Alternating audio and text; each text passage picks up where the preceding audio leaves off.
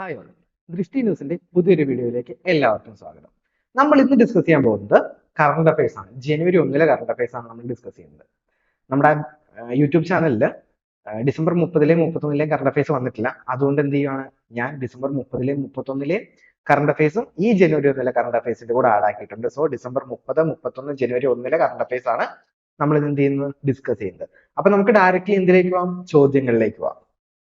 അപ്പൊ നമ്മുടെ ഒന്നാമത്തെ ചോദ്യം ഇതാണ്: ഹുണ്ടായ് ഇന്ത്യയുടെ ബ്രാൻഡ് അംബാസിഡറായി നിയമിതയായത് ആരാണ്? ആരാണ്? ദീപിക പദുക്കോൺ. ക്ലിയർ ആണല്ലോ? അപ്പൊ നമ്മുടെ രണ്ടാമത്തെ ചോദ്യം ഇതാണ്: 2023 ദേശീയ സ്കൂൾ സീനിയർ അത്ലറ്റിക്സ് മീറ്റിൽ കിരീടം നേടിയത്. 2023 ദേശീയ സ്കൂൾ അത്ലറ്റിക്സ് മീറ്റിൽ കിരീടം നേടിയത് ആരാണ്? കേരളം. ഇമ്പോർട്ടന്റ് ക്വസ്റ്റ്യൻ ആണ്, മറന്നു പോകരുത്. അപ്പൊ നമ്മുടെ മൂന്നാമത്തെ ചോദ്യം: ഇന്ത്യയിലെ ആദ്യത്തെ അന്തർവാഹിനി ടൂറിസം അവതരിപ്പിക്കുന്നത് ആരാണ്? ഗുജറാത്തിലെ ദ്വാരകയാണ്. ഇന്ത്യയിലെ ആദ്യത്തെ അന്തർവാഹിനി ടൂറിസം അവതരിപ്പിക്കുന്ന ആരാണ്? ദ്വാരക എവിടെയാണ്? ഗുജറാത്ത് ഫോം ചെയ്ത വർഷം 1960 മെയ് 1 ഗുജറാത്തിന്റെ ചീഫ് മിനിസ്റ്റർ ആരാണ്? ഭൂപേന്ദ്രഭായ് പട്ടേലാണ്. ഓക്കെ, ഇന്ത്യയുടെ കിഴക്കേ അറ്റത്തെ സംസ്ഥാനമാണ് ഇത്, ഗുജറാത്ത്. കാലാവസ്ഥാ വ്യതിയാന വകുപ്പ് ആദ്യം ആരംഭിച്ച സംസ്ഥാനം ഏതാണ്? അതും ഗുജറാത്താണ്. ഒക്കെ ഒരു മാർക്കാണ്, ഇമ്പോർട്ടന്റ് ആണ്, നോക്കി വെക്കുക. കറണ്ട് അഫയേഴ്സ് വളരെ ഇമ്പോർട്ടന്റ് ആണ്, നിങ്ങൾ കൃത്യമായിട്ട് പഠിച്ചു പോവാ. നമുക്ക് നമ്മുടെ നാലാമത്തെ ചോദ്യത്തിലേക്ക് പോകാം. നമ്മുടെ നാലാമത്തെ ചോദ്യം: 16ാമത് ധനകാര്യ കമ്മീഷൻ ചെയർമാൻ ആരാണ്? 16ാമത് ധനകാര്യ കമ്മീഷൻ ചെയർമാൻ മറ്റാരുമല്ല, നമ്മുടെ ഡോക്ടർ അരവിന്ദ് പനഗരിയയാണ് 16ാമത് ധനകാര്യ കമ്മീഷൻ ചെയർമാൻ.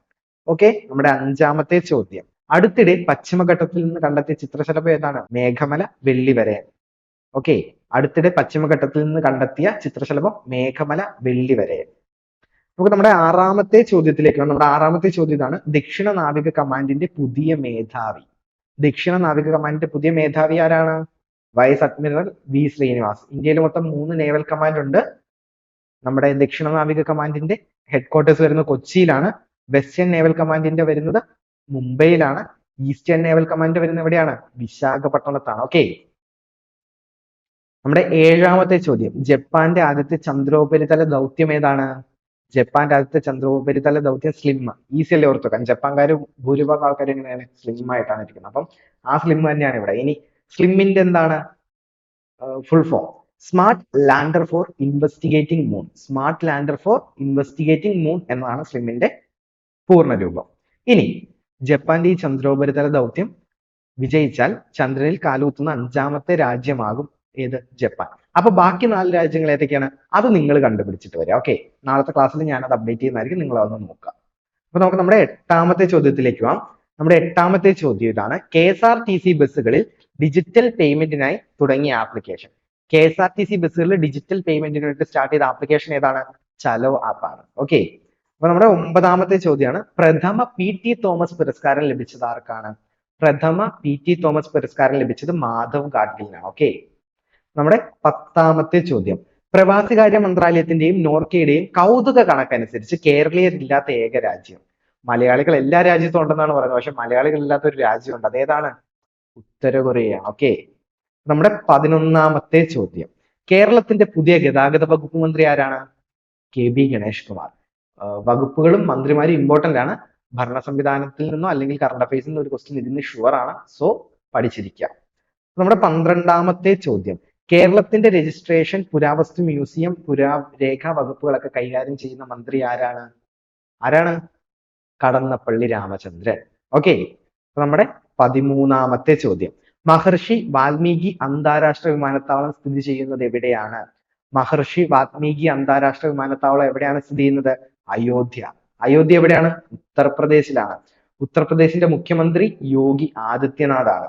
ഉത്തർപ്രദേശിന്റെ തലസ്ഥാനം ലക്നൌവിലാണ്. ഓക്കെ, ക്ലിയർ ആണല്ലോ? അപ്പൊ നമുക്ക് നമ്മുടെ 14ാമത്തെ ചോദ്യത്തിലേക്ക് പോവാം. വിളകളുടെ വളർച്ചയ്ക്ക് ഊർജം പകരുവാൻ സഹായിക്കുന്ന വൈദ്യുത ചാലകതയുള്ള ഇലക്ട്രോണിക് മണ്ണ് വികസിപ്പിച്ച രാജ്യം ഏതാണ്? സ്വീഡനാണ്. ഓക്കെ, സ്വീഡന്റെ തലസ്ഥാനം ഏതാണ്? സ്റ്റോക്ക്ഹോം ആണ്. ഇമ്പോർട്ടന്റ് ക്വസ്റ്റ്യൻ ആണ്, ഓർത്തിരിക്കുക. നമ്മുടെ 15ാമത്തെ ചോദ്യം: അപൂർവ ജനിതക രോഗങ്ങളുടെ ചികിത്സയ്ക്കായി സംസ്ഥാനത്ത് ആദ്യമായി മെഡിക്കൽ ജനറ്റിക്സ് വിഭാഗം ആരംഭിക്കുന്ന ആശുപത്രി എവിടെയാണ്? തിരുവനന്തപുരം SAT ആശുപത്രിയാണ്. SAT എന്താണ്? ശ്രീ അവിട്ടം തിരുനാൾ. തിരുവനന്തപുരം ശ്രീ അവിട്ടം തിരുനാൾ ആശുപത്രിയിലാണ് എന്ത് അപൂർവ ജനിതക രോഗങ്ങളുടെ ചികിത്സയ്ക്കായി ജനറ്റിക് വിഭാഗം ആരംഭിക്കുന്നത്. ക്ലിയർ ആണല്ലോ? അപ്പൊ നമ്മുടെ 16ാമത്തെ ചോദ്യം, 2024 സംസ്ഥാന സ്കൂൾ കലോത്സവത്തിന് വേദിയാകുന്ന ജില്ല. 2024 സംസ്ഥാന സ്കൂൾ കലോത്സവത്തിന് വേദിയാകുന്ന ജില്ല ഏതാണ്? കൊല്ലം ജില്ലയാണ്. ഓക്കെ. ജഡായുപ്പാറ സ്ഥിതി ചെയ്യുന്ന ജില്ല ഏതാണ്? കൊല്ലം ജില്ലയാണ്. ഭരണഘടനാ സാക്ഷരത 100% നേടിയ ഇന്ത്യയിലെ ആദ്യത്തെ ജില്ല ഏതാണ്? കൊല്ലമാണ്. അപ്പൊ ഓർത്തിരിക്കുക, കൊല്ലത്തിന് ഒത്തിരി പ്രത്യേകതകളുണ്ട്. ഈ കൊല്ലം PSC ചോദിക്കാനും സാധ്യതയുണ്ട് ഏതെങ്കിലും ഒരെണ്ണം. ഓക്കെ. അപ്പൊ നമ്മുടെ 17ാമത്തെ ചോദ്യം, കുട്ടികളിലെ രക്താർബുദ ചികിത്സയ്ക്കായി ടാറ്റ മെമ്മോറിയൽ ആശുപത്രി വികസിപ്പിച്ച രാജ്യത്തെ ആദ്യത്തെ ഓറൽ കീമോതെറാപ്പി മരുന്ന് ഏതാണ്? പ്രീവാൾ. കുട്ടികളുടെ രക്താർബുദ ചികിത്സയ്ക്കായിട്ട് ടാറ്റ മെമ്മോറിയൽ ആശുപത്രി, ആരാണ്? ടാറ്റ മെമ്മോറിയൽ ആശുപത്രി വികസിപ്പിച്ച രാജ്യത്തെ ആദ്യത്തെ എന്ത് ഓറൽ കീമോതെറാപ്പി മരുന്ന്? ഓറൽ കീമോതെറാപ്പി മരുന്ന് ഏതാണ്? പ്രീവാൾ. പൊടി രൂപത്തിലുള്ളതാണ് ഈ മരുന്ന്. കുട്ടികളുടെ ഭാരത്തിന് ആനുപാതികമായ കൃത്യമായ ഡോസ് നൽകാൻ സാധിക്കുന്ന ഒന്നാണ് ഈ മരുന്ന്. അതുപോലെ തന്നെ ഈ മരുന്ന് യൂസ് ചെയ്യുന്നത് എന്തിനാണ്? അക്യൂട്ട് ലിംഫോപ്ലാസ്റ്റിക് ലുക്കീമിയയുടെ ചികിത്സയ്ക്കാണ് ഈ മരുന്ന് യൂസ് ചെയ്യുന്നത്. എന്തിനാണ്? അക്യൂട്ട് ലിംഫോപ്ലാസ്റ്റിക് ലുക്കീമിയയുടെ ചികിത്സയ്ക്ക് വേണ്ടിയിട്ടാണ് യൂസ് ചെയ്യുന്നത്. ഓക്കെ. അപ്പൊ ഇതോടെ നമ്മുടെ ചോദ്യങ്ങളെല്ലാം ഇവിടെ അവസാനിക്കുകയാണ്. കറണ്ട് അഫയേഴ്സ് LGSനും LDCക്കും മറ്റെല്ലാ PSC എക്സാംസിനും ഇമ്പോർട്ടന്റ് ആണ്. നമ്മുടെ യൂട്യൂബ് ചാനലിൽ എല്ലാ ദിവസവും കറണ്ട് അഫയേഴ്സ് കൃത്യമായിട്ട് അപ്ഡേറ്റ് ചെയ്യുന്നുണ്ട്. അപ്പം യൂട്യൂബ് ചാനൽ എത്രയും പെട്ടെന്ന് സബ്സ്ക്രൈബ് ചെയ്യാത്തവർ സബ്സ്ക്രൈബ് ചെയ്യുക. അതുപോലെ നമ്മുടെ റൂട്ടഡ് ആപ്പിൽ LDCയുടെ ക്ലാസ്സെല്ലാം ഫ്രീ ആയിട്ട് തന്നെയാണ് നമുക്ക് നിലവിൽ പോയിക്കൊണ്ടിരിക്കുന്നത്. നമ്മൾ ഉടനെ തന്നെ അത് പ്രീമിയം കണ്ടന്റ് ആക്കുന്നതാണ്. അതിനു മുമ്പ് എല്ലാവരും ആപ്പ് ഡൗൺലോഡ് ചെയ്ത് ലോഗിൻ ചെയ്യാം. ഓക്കെ. പിന്നെ നമ്മുടെ LDCയുടെ ലാസ്റ്റ് ഡേറ്റ് 3-ാം തീയതിയാണ് അപ്ലൈ ചെയ്യാനുള്ളത്. അപ്ലൈ ചെയ്യാൻ ആരെങ്കിലും വിട്ടുപോയിട്ടുണ്ടെങ്കിൽ എത്രയും പെട്ടെന്ന് അതും പോയി ഒന്ന് അപ്ലൈ ചെയ്തേക്കുക. അപ്പം അടുത്തൊരു വീഡിയോ ആയിട്ട് ഞാൻ നിങ്ങളുടെ അടുത്ത് വീണ്ടും വരുന്നതായിരിക്കും. Thank you.